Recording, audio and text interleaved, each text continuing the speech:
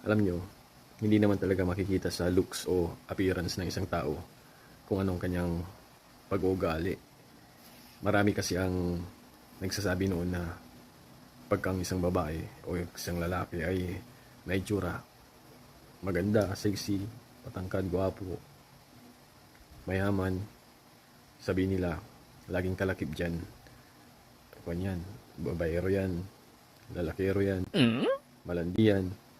Usually ganyan, di ba? Pagka may itsura yung tao, nahuhusgahan siya. Pero sa panahon ngayon, wala na talaga yan sa itsura. Nasa puso talaga yan ng isang tao.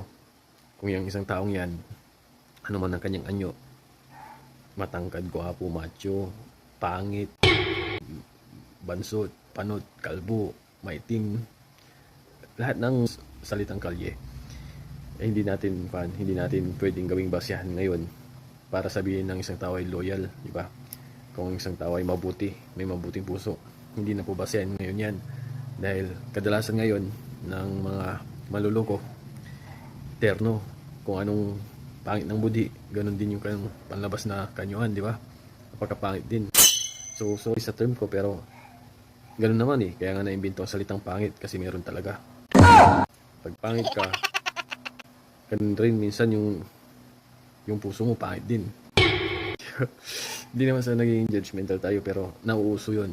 Kung sino pa yung mga yung mukhang zombie, sila talaga yung may pusong zombie din, yung hindi nakakaramdam, di ba? Yung mapanakit, diba? Hindi naman lahat ay ganun talaga.